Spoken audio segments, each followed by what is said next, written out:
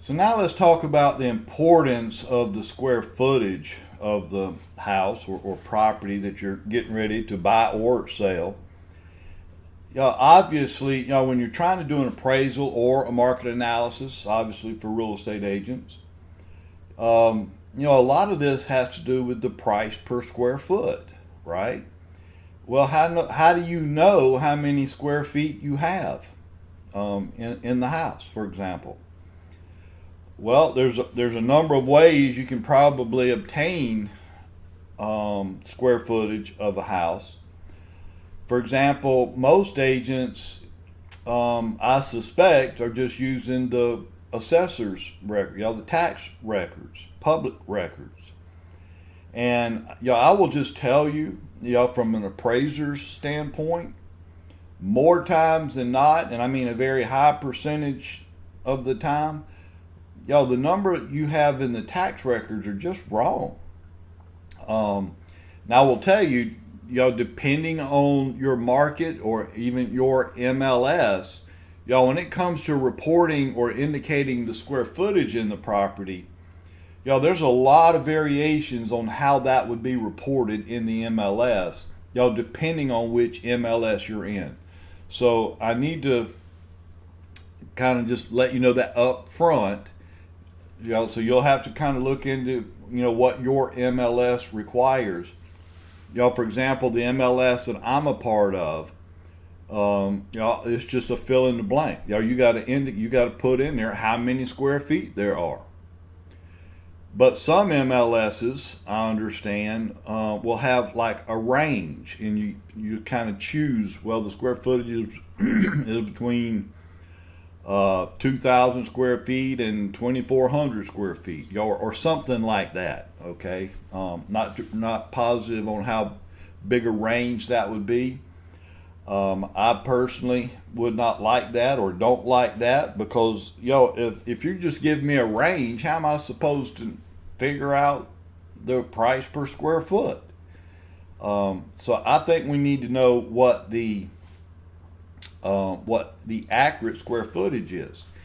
And and I will again just tell you from experience, relying on the tax records is probably not a good idea. In fact, I will tell you, at least again in South Carolina, just for example, I know you might be in a different state, but in South Carolina, pretty much every county, when you go online and you try to look up tax records or information located in the tax records, before it will even allow you to look at any information on their website, there's a disclaimer you got to click on, acknowledging and agreeing with it, and basically, and I'm paraphrasing a little bit because they all read a little bit differently, but they're all saying pretty much the same thing, is that you should not be relying on the information in the tax records to make business decisions. They're telling you right off the bat, it's not necessarily accurate. It's what they have, but it doesn't mean it's been verified or obviously may not be accurate. Well, there's too much money at stake in real estate to be guessing at stuff like this. Obviously the best way to verify the accurate square footage is, somebody has to measure the structure, house, if that's what we're selling. Somebody's got to measure it. And I will tell you, an appraiser has to measure it. So anytime an appraiser goes out to appraise the property, they're going to measure that structure to determine the accurate square footage. So that's what we're really looking at right here in this section. How to do that without at this stage. Right now we're just trying to prepare for an exam. I get it. So I don't want to get too overly complicated here, and I'm not going to do that. But here's some important things you need to know about measuring or calculating square footage. First of all, you need to understand there are different types of square footage, right? There's total square footage, and then and at least two that I'm going to focus on, is total square footage and heated square footage or heated living area, you hear it referred to. Y'all, that's a big difference, right? There's a big difference between total square footage and heated living area. And I suspect certainly most, if not all MLSs, when they're asking for you to fill in the square footage, it's for heated living area. It's not total square footage. The difference is, if it was total square footage, that would include a garage if you have one, a porch, maybe even a deck. So, obviously that's not what we want. We want the heated living area, which what it sounds like. It's that air of the house that we live in, right? Well, there's some things you need to understand about heated living area. There are certain criteria that must be met for a particular room in a house to be considered heated living area, because this is what we're having to report, okay? Now, there's only one that I'm aware of. There's only one professionally recognized standard in determining heated living area. And that's what we call the ANSI standard. That's an acronym for American National Standards Institute. And that's what we're going to look at here. And now, could there be a different standard you or your company decides to use? That's possible. But I will tell you, again, from an appraiser's standpoint, an appraiser will have to use the ANSI standard, which is what we're about to go over right now. And it kind of makes sense to me, if you know that property eventually is going to have to be appraised before it closes, and the appraiser is going to be using this ANSI standard, I would think that would be the one I'd want to use when I'm trying to price the house to put it on the market, right? So that's what we're going to do. Then the last little bullet here I want to hit on real quick is, when you're measuring a house, and a lot of people don't realize this, all measurements have to be exterior. These are based on exterior measurements. So you do not measure the house from the inside, okay? We'll talk about sometimes when you may have to, but anyway, I'm not going to get too deep right now. Just understand for now, and in case I should ask you again later, all measurements must be based on exterior measurements, not interior, okay? Okay. So like I just said, their ANSI, American National Standards Institute, has identified basically 3 criteria that any room you're measuring or going to be counting as heated living area, they must meet all 3 of these criteria. If they don't meet all 3, they cannot be considered heated living area. Okay, we'll talk about what we do with that later if it does not meet the criteria. But let's look at what the first criteria would be. It says the room must be heated by the same conventional system or systems heating and cooling the rest of the home. What they're talking about here, and where this could be an issue when you're trying to calculate square footage. Again, most of your modern homes will have a pretty large heating and air system, obviously outside, that heats and cools the house. But occasionally, just for example, say you've got a room over the garage. We call it, finished room over the garage. Y'all call it a frog. But a lot of times, especially when the house is built, even though they'll have the space or the room, and they may even finish the room over the garage, sometimes they don't finish it when they build it. A lot of times people will buy the house and then go in and finish the room over the garage themselves. But at any rate, when they build the house, again, oftentimes, they do not run any duct work up into that room.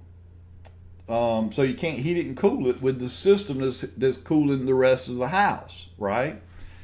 Rather, they may just put a window unit or something along those lines just for that room. Well, if that's the case, if you've got a window unit to heat and cool that room, then you cannot count that room. because it doesn't meet this first criteria. It's not heated and cooled by the same conventional system that's heating and cooling the rest of the house. Window units, that is not the same. I know some may be thinking, well, what if we put one of these split units in? Sometimes you might see them like a hotel room, something like that. Now, I will tell you, those would count. You could count that. But if it's a window unit, absolutely not. Cannot count that.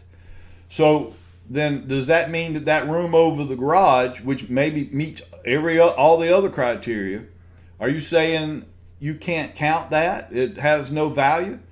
That is not what I'm saying. I am saying you cannot count it as heated living area, but I'm not saying it does not have any value. It's just that, if it's not considered heated living area, it will have to be valued separately and differently than the rest of the heated living area. As far as I'm going to go with that for right now. So what's the second criteria? It says the room must be finished with walls, floors, and ceilings generally accepted for interior construction. I think that's pretty self-explanatory, but I'll give you an example of where you can have some issues there. A lot of people will have a garage that they decide to enclose the garage and turn it into living area. Well, if you're going to enclose a garage, what a lot of people will do, basically they'll go in there and they'll finish it. The walls look good, the ceiling looks good, and they'll put in new flooring over the concrete, and that's where you mess up. The floor, you have to have a subfloor, okay? You can't just go buy carpet or vinyl flooring or whatever kind of flooring you want to use and put it on top of the concrete. You can't do that. One, the concrete's not level intentionally, because if any water blows in the garage, it needs to be it's on a little bit of a slope so it can hopefully drain back out of the garage. So just putting flooring on the concrete, that is not finished. You would basically have to add a subfloor in order to do that. And a lot of people how do you know if they've done it or not? Well, first of all, you can probably tell, okay? You can usually tell just by walking that I'm basically walking on concrete with a carpet laid on top of it or something. But another way to tell is, if you're walking out of the main part of the house into the garage or enclosed garage now, and you're having to walk down steps, there's a good chance there's no subfloor there, okay? Because if you're going to add a subfloor, usually you will build that up so that basically there's no steps. You don't have to walk down, okay? Now, it doesn't mean you can't have a step or two, depending on how low the garage is compared to the house. But anyway, again, don't want to get any deeper than that. Just make sure there's a subfloor. Just make sure the entire room is finished and built to the same standard as the rest of the house. And then the third and final criteria is that the room you're measuring says it must be directly accessible from other living area. This causes a lot of issues with homeowners here. Where say you've got a detached garage, and maybe you got a little breezeway that going through it. But over the garage, you have another room that is finished. That meets the first two criteria. They've got maybe a split unit for heating and air, which you could count that. It's completely finished to the same standard as the rest of the house. The problem is the only way you can get access to that room is you're going to have to leave other living area, right? Because you're now in the garage, and now you're going up the steps to get to the room over the garage. That room is not directly accessible from other living areas. So anytime you have to leave living area to get to other living area, You cannot count that. Okay. Now again, all these rooms that I say you cannot count in the heated living area, it will have to be calculated separately. So when you're reporting the square footage, you should be able to put there's 2,000 square feet of heated living area. And then you might have, for example, you might put, plus there's an additional 800 square feet of heated area, or however you want to categorize that. You can call it whatever you want to, I guess. But they have to be broke out separately, okay? And they will have value. Y'all both will have value, but they will not carry the same value. So, if you didn't break out the 2,000 from the 800, and you just said there's 2,800 square feet, and you valued that all the same, you're going to be overpriced. And then, that's how and why a lot of times agents and property owners get mad at the appraiser. They just can't figure out, well, it doesn't make sense. I got 2,800 square feet here, and you're saying my house is not worth whatever. Okay, well, you don't have 2,800. You've got 2,000 that's heated living area, plus an additional 800 of other square footage, right? So right now, again, we're just trying to make sure we understand how to calculate the heated living area. And as long as it meets those three criteria, then you're good to go. Obviously, and hopefully, and I even included some additional information in the book, in your text there, that would go along with each of these three criteria. I'm just not going to get into all that detail right here on this video, but you can certainly look at the additional sub-criteria, if you will. But one other thing that's very important about measuring this heated living area, you have to be able to report also whether the living area is considered above grade or below grade. This is a big deal right here, and a lot of practicing real estate agents, again, don't get it, maybe don't even understand, don't know about it, but they don't break it out. What they're talking about here, first of all, above grade is what it sounds like. If you have heated living area and all of it is above the surface of the ground, obviously then that's considered above grade living area. But if you have living area where any portion of that living area is below the surface of the ground, then that's considered below grade. Obviously, if you have a basement in the house and it may be completely finished and meet all the criteria for heated living area, and I'm not saying this is still heated living area. However, because it's a basement, it's considered below grade, right? A lot of times, tri-level home really doesn't have a basement per se. But if you got a tri-level home, usually that bottom level, at least a portion of it, is below grade, right? It's below the surface of the ground. You ever seen these houses, and obviously you got a window, say, facing out towards the street, and it looks like the window's about that far, foot, maybe 2 feet off the ground. Okay, well, because if you go inside, obviously it's not just 2 feet off the floor.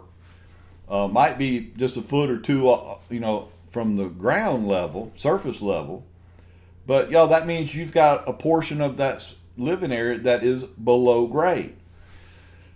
So you have to separate those out. So again, you may have 2,000 square feet of heated living area, but 500 of that feet is considered below grade, either because it's a basement or split level or whatever the case may be. If you have any living area below the surface, you got to count that as below grade, and you got to separate those two. Again, because the above grade living area is typically going to carry more value than the below grade living area. And again, I'm telling you, an appraiser is going to have to break it out, and it's going to be valued differently. And I know somebody would think, well, how do we know how much to value this versus that? Y'all, you're not going to have to worry about that right now, not for test purposes. Right now, we just want you to be aware that measuring the house is important, and you need to really understand the 3 criteria to be able to count something as heated living area. And then you got to break it out. Either is it all above grade, and if not, then how much of it is above grade and how much of it is below grade. Y'all, we got to know that. Okay. All right, but that's measuring the house. Okay. Now I will say this. I don't have it on the slide, but again, I'm pretty sure I've got it in your text there. But y'all, we said that we have to measure from the exterior, y'all, from the outside of the structure. Well, what if it's a 2-story house, which obviously is very common? Y'all, how do you measure the upstairs? Excuse me. Well, y'all, obviously you would measure the bottom floor from the outside, but then when you go upstairs, y'all, you may have, y'all, there are some tricks of the trade, but y'all, you may have to measure the upstairs from the inside. It's just when you're measuring from the inside, remember we said all your measurements have to be considered exterior measurements, right? Well, how can you say it's exterior if I had to measure it from the interior? Well, again, this is part of the standard. So when you're measuring and you measure from this wall to that wall, we have to account for the thickness of the wall. Now look, all walls are probably going to have a different thickness. They're not all the same, certainly from one house to another house. However, we're just going to assert a standard, and we're saying based on the ANSI standard, we are going to assume all walls, both interior and exterior walls, are 6 inches thick. Again, could some be a little more, some a little less? I promise you that will be the case. But we're exercising a standard that in this case says we're going to assume 6 inches for each wall. So when you measure from this wall to that wall and say it was 15 feet from this wall to that wall, but now you got 6 inches for the thickness of this wall and 6 inches for this wall. So between the 2 walls, that's another foot. So instead of putting 15 feet, you'll have to go with 16 feet. Again, because you got to add to that interior measurement whatever the thickness of the walls you encountered. Y'all, just wanted to point that out to you. All right. Now let's talk a little bit about measuring land. And you're like, oh my, how do you measure land? Well, y'all, there's a couple memory items you see here, obviously in your text as well. But y'all, again, these are called memory items for a reason. You have to memorize this. For example, it says there's 43,560 feet or square feet per acre. Okay? So every acre of land contains 43,560 square feet. The next memory item is 5280. There's 5,280 linear feet per mile. You've got to memorize those 2 numbers. You'll be using this in the practice of real estate. And if you're not, then I can assure you're not doing some stuff right. So these are memory items here that you're going to be using throughout, not just for test purposes. You're going to need to know this, all the way through the practice of real estate. So make sure you know those 2 memory items. Now let's talk about how we measure land and why that's important. Do you think it might be possible that a buyer that you're working with is interested in a particular property, your house? What's the chances they might say, well, how much land is here? And you can go to the tax records, wherever, and look it up. And a lot of times, it won't say what the acreage is. They may just give you dimensions of the lot, or sometimes it will just give you the square footage of the lot. You know, it might say you got 26,810 square feet. Well, you tell a buyer that, they're going to say, what? What? They have no idea. There's no concept what that even means. Y'all, they want to know what is the acreage. Y'all tell me in acres. Y'all, that makes more sense to most buyers. Well, how do we do that? Well, let's look at an example here. Y'all, in this example, it says you got a parcel of land that has 150 feet of frontage and 200 feet deep. What's the acreage for this parcel? Well, first of all, let me cover a couple things here, because y'all have people that, well, what does frontage mean? Y'all, it says this land has 150 feet of frontage.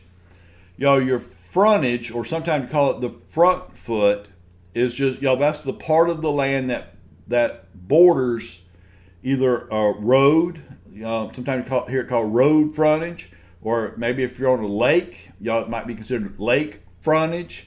But y'all, this is really the part of the measurement, in this case 150 feet, that really, this is the first number you're concerned about. What's the frontage? Y'all, is it just, do you have road frontage? You have water frontage? Y'all, whatever. So I know I got 150 feet of frontage that goes across the front of the property, and it says it goes 200 feet deep. Well, how many acres is that? Well, it's pretty simple, right? You just multiply 150 feet times 200 feet, and it looks like we come up with 30,000 square feet. So we know there's 30,000 square feet in that parcel. But again, you tell a buyer that, they're going, what? I don't even understand that. I don't know what that means. How many acres would that be? Okay, well, how many square feet are there per acre? Remember, that's one of the memory items. 43,560. So if you take the 30,000 feet that you know you have, divide it by the number of feet there are in an acre, 43,560, and you come up with, rounded 0.69 acres. So almost 7/10 of an acre. Most buyers understand that a lot better than if you told them it's 30,000 feet, right? So that's all you would do in a case like that. Y'all figure out how many square feet you have in the parcel, excuse me, and then just divide it by the number of feet per acre, 43,560. That's all you have to do. Now remember, we also said you have to memorize how many linear feet there are per mile. Well, people say, well, what is a linear foot? Y'all, that's a straight line. Linear means straight line. So if I walked in a straight line, 5,280 feet, then I know I will have walked 1 mile. So there's 5,280 linear feet in a mile. Well, why would I need to know that? Well, let's look at this one. Y'all, here it says I have a parcel of land that has a 1/4 mile of frontage, and it goes a 1/2 mile deep. How many acres is in this parcel? Well, now you're going to have to convert that 1/4 mile and then the 1/2 mile into linear feet, right? Well, how many linear feet is in a mile? Again, memory item, 5,280. So take the 5,280 times a 1/4, for the 1/4 mile, or 0.25. So we know that would be 1,320 feet. So you got 1,320 feet of frontage. But then it says it goes a 1/2 mile deep. So now we got to figure out, well, how many feet's in a 1/2 mile? So again, you take the 5,280 times 0.5, or a half, and here we find that that's 2,640 linear feet. So now I know how many feet there are across the frontage and how many linear feet going back. So now all I have to do is take the 1,320 times the 2,640, and now I know how many square feet I have in the parcel of land. which it looks like quite a bit. Y'all, there's 3,484,800 square feet. Again, buyer's not going to hear that. How many acres is that? Well, then take your total square footage, divide it by the 43,560, and you should come up with 80 acres. Okay. So y'all, just want to give you those two examples there to make sure you understand why those two memory items are important. Y'all, I'm telling you, you're going to be using this throughout your career, and you're certainly going to need it for test purposes. So make sure you memorize how many square feet there are per acre and how many linear feet there are per mile.